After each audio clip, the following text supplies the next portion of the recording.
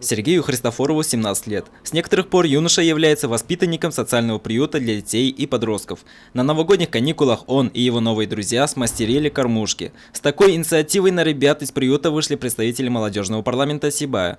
Так, совместно ими был проведен первый этап акции под названием «Кормушка добра». На втором этапе Сергей вместе с другими пришел в парк имени Мажита Гафури, чтобы завершить начатое дело.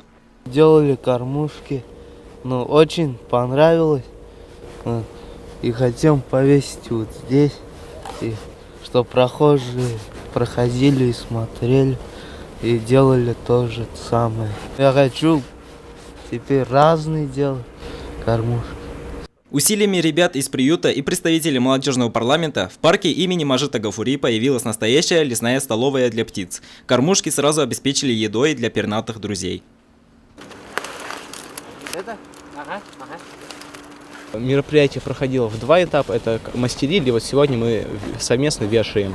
Я думаю, это даст стимул другим, как общественным организациям. Сегодня будет передана эстафета под названием «Кормушка добра» другим общественным организациям нашего города и республики. И я думаю, совместными усилиями, передавая друг другу эстафеты, мы сделаем как можно больше кормушек. И многие, думаю, задумаются об экологической ситуации в нашей республике, в городе, и начнут последовать нашему примеру.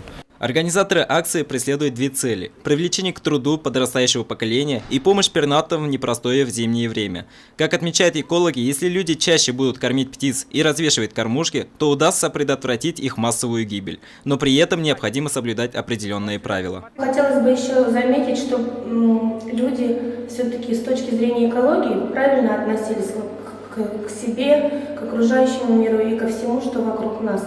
Потому что, бросая какой-то мусор или какую-то кислую еду, допустим, или жевательные резинки, они подвергают птиц к смерти, потому что, съев кислую кашу или испорченные продукты, или соленые продукты, также жевательную резинку, птицы могут погибнуть. Поэтому хотелось бы призвать население к серьезному отношению к окружающему и к самим себе.